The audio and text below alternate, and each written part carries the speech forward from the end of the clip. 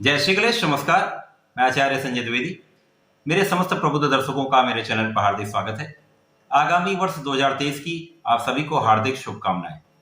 गणपति महाराज की कृपा हम सब पर बनी रहे, हम सभी अपनी समस्त इच्छाओं की पूर्ति कर सकें, आगामी वर्ष में सभी सफलताओं की प्राप्ति कर सकें, प्रगति कर सकें, समस्त सुखों की प्राप्ति अवश्य करें, ऐसी मेरी कामना भी है, प्रभु से प्रार्थना भी।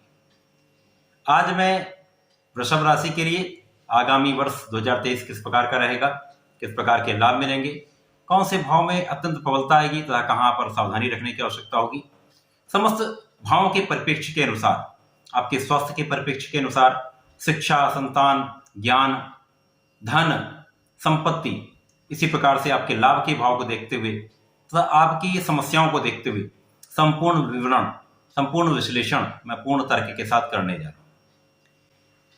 वृषभ राशि के जातक जो वृषभ लग्न के हैं उनको भी ये राशिफल अवश्य देखना चाहिए। हमारा सनातन वर्ष सदैव ही चैत्र मास की शुक्ल पक्ष की प्रतिपदा से प्रारंभ होता है। अतः हमारा नववर्ष 22 मार्च 2023 से प्रारंभ होगा। 22 मार्च 2023 को उस दिन जो ग्रहों की स्थितियां होंगी वो इस प्रकार है। द्वितीय भाव में मिथुन राशि में मंगल होंगे, षष्टम में केतु का गोचर चल रहा होगा, दशम भाव में स्वयं शनिदेव अत्यंत प्रबल अवस्था में होंगे, एकादश भाव जहां पर स्वयं अपनी ही राशि में मीन राशि में गुरुदेव बृहस्पति का गोचर होगा, साथ ही साथ यहाँ पर 3 ग्रह और भी उपस्थित होंगे जहां पर सूर्य होंगे, चंद्रमा होंगे तथा बुध भी। तो चतुर्ग्रही संयोग का लाभ आपको पहले दिन से ही मिलेगा। उसके पश्चात द्वादश भाव में राहु होंगे तथा साथ में यहाँ पर शुक्राचार्य का गोचर होगा। लग्नेश का गोचर द्वादश में प्रारंभिक स्थिति में यहाँ पर होगा। उसके पश्चात शुक्राचार्य लग्न में आएंगे। इसी प्रकार से क्रमबद्ध रूप से ग्रहों का राशि परिवर्तन होगा। तो मुख्य ग्रह वार्षिक फलन में सदैव ही शनि, राहु तथा गुरुदेव की स्थिति को देख के ही फलन किया जाता है, परंतु यहाँ पर लग्नेश की स्थिति को भी देखना आवश्यक होता है। प्रारंभिक स्थितियों को यदि हम देखें तो प्रारंभिक स्थिति के अनुसार आपकी लग्न के स्वामी का द्वादश में होना, राहु के साथ होना कुछ निर्बलता अवश्य देगा। प्रारंभिक समय में कुछ स्वास्थ्य में निर्बलता आ सकती है, परंतु द्वादश का कार्यकत्व तो शुक्राचार्य के पास है, अतः यहाँ पर प्रचंड रूप से आप धन का अर्जन निश्चित रूप से करेंगे। क्योंकि द्वादश के स्वामी मंगल होते हैं, मंगल का जाकर धन भाव में होना, बुध की राशि में होना, बुध की स्थिति अत्यंत प्रबल होकर लाभ भाव में होना आपको प्रारंभिक समय से ही, पहले दिन से ही बहुत बड़ा धन का लाभ कराने वाला है। आपको पैतृक संपत्ति से भी लाभ मिलेगा, आपको शासन सत्ता से भी लाभ मिलेगा, आपको अपने कार्य क्षेत्र से प्रबल धन का लाभ निश्चित रूप से यहाँ पर मिलने वाला है। तो प्रारंभिक समय से ही आप बहुत अच्छा धन का लाभ प्राप्त करने वाले, सुख सुविधाओं का अर्जन करने वाले। परंतु यहाँ पर केवल आपको सावधानी रखनी होगी, आपको अपने मन स्थिति पर संतुलन रखना होगा, कंट्रोल रखना होगा, साथ ही साथ अपने भोग विलास पर नियंत्रण निश्चित रूप से रखना होगा। क्योंकि जब बहुत धन आता है तो निश्चित रूप से आपके धन का अपव्यय अनावश्यक चीजों में होता है, भोग विलास में होता है, अनावश्यक कार्यों में, वहां आपको नियंत्रण 100% रखना होगा। जैसे ही शुक्राचार्य का लग्न में गोचर प्रारंभ हो जाएगा, आपकी स्थिति अति बलवान हो जाएगी, आप बहुत अच्छी स्थिति में, पूरे वर्ष आप प्रचंड रूप से धन का लाभ लेने वाले हैं। आपका स्वास्थ्य भी अच्छा रहेगा, स्वास्थ्य समस्याएं कम से कम रहेंगी, आप जीवन में प्रगति करने वाले हैं। प्रारंभिक स्थिति में गुरुदेव एकादश भाव में भ्रमण कर रहे हैं, अपनी ही राशि में है। उसके पश्चात 22 अप्रैल को गुरुदेव बृहस्पति का गोचर द्वादश भाव में हो जाएगा। गुरुदेव बृहस्पति जो कि वृषभ राशि के लिए अष्टम के स्वामी हैं, लाभ के स्वामी होकर जब द्वादश में प्रवेश करेंगे तो कुछ स्थितियां बदलेंगी, परंतु प्रारंभिक समय में गुरुदेव बृहस्पति चतुर्ग्रही योग के साथ आपको प्रबल रूप से लाभ देंगे, आपको चहुओर से लाभ मिलेगा। क्योंकि यहाँ पर लाभ भाव में 4 ग्रह हैं जो कि सूर्य है, चंद्रमा है, गुरुदेव तथा बुध है। अब यहाँ पर सूर्य जो कि आपके सुख के स्वामी है, सुख के स्वामी का लाभ के स्वामी के साथ होना प्रबल लाभदायक स्थिति बना रहा है। साथ ही साथ आपके धन का स्वामी जो बुध है, आपके पंचम के स्वामी जो कि बुध हैं, तो बुध का गुरुदेव के साथ होना आपके ज्ञान में भी वृद्धि करेगा, विवेक में भी वृद्धि करेगा, आपको बहुत बुद्धिमान भी बनाएगा, कुशाग्र योग का निर्माण करेगा। तो आप बहुत ज्ञानवान भी होंगे, बहुत कैलकुलेटिव भी होंगे, बहुत सोच समझकर निर्णय लेने वाले होंगे। अब यहाँ पर आपके परिश्रम के स्वामी चंद्रमा भी हैं, तो आपका परिश्रम भी बहुत बढ़ेगा, जिसके कारण आप बहुत लाभ लेने वाले हैं। गुरुदेव बृहस्पति जब यहाँ पर होंगे तो इनकी प्रथम दृष्टि का प्रभाव आपके तृतीय भाव पर होगा, द्वितीय दृष्टि का प्रभाव आपके पंचम पर होगा, तृतीय दृष्टि का प्रभाव आपके सप्तम पर होगा। गुरुदेव जो कि संतान देने वाले हैं, ज्ञान देने वाले हैं, विद्या देने वाले हैं, विवाह कराने वाले हैं, धन देने वाले हैं, कार्यक्षेत्र का निर्धारण करने वाले हैं।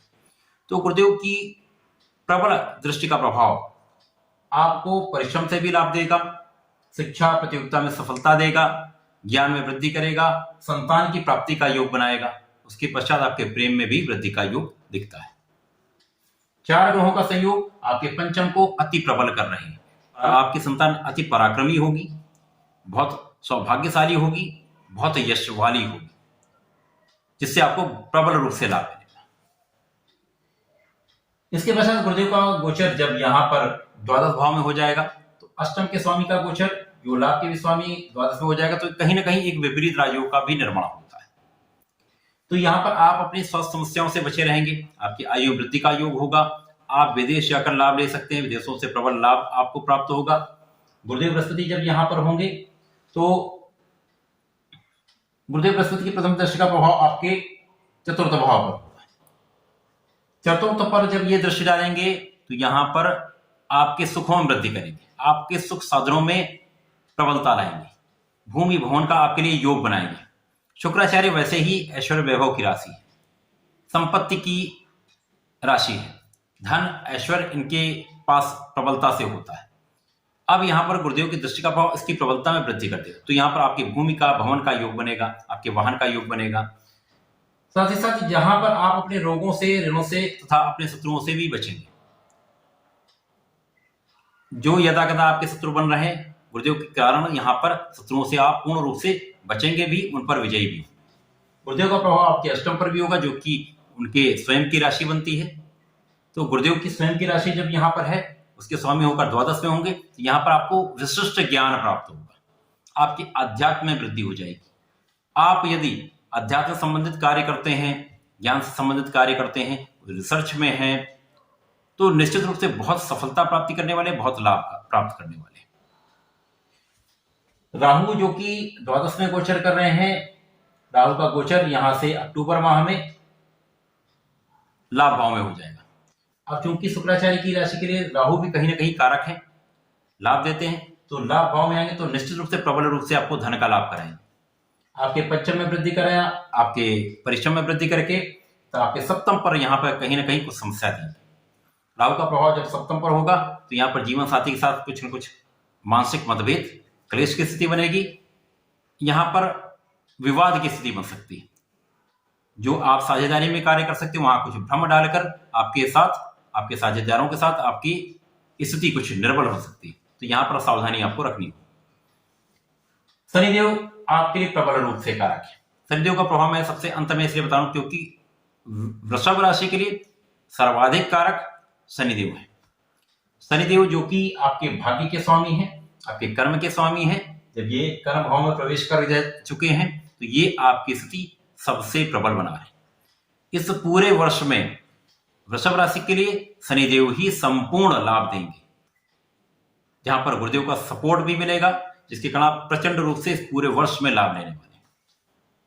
शनिदेव जब कार्यक्षेत्र में होंगे तो कार्यक्षेत्र को बहुत प्रबल करेंगे। आप जिस भी कार्यक्षेत्र में हैं, जो भी आप काम करते हैं, उस काम में कई गुना वृद्धि हो जाएगी।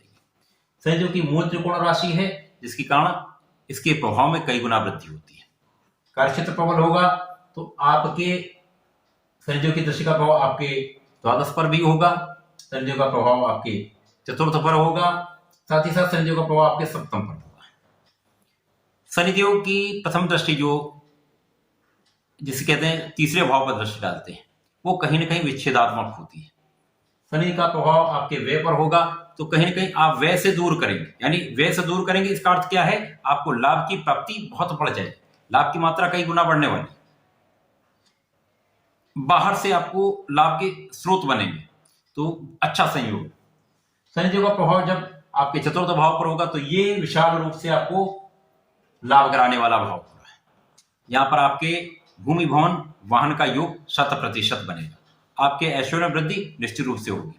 यदि आप सरकारी कार्य में हैं, प्रशासनिक सेवाओं में हैं, राजनीति में हैं, तो यहाँ पर आपके साथ पूर्ण रूप से लोगों का सहयोग, जनता का, प्रशासन का पूर्ण सहयोग आपके साथ रहेगा, जिसके कारण आप बहुत प्रगति भी करेंगे, सफलता प्राप्ति करेंगे।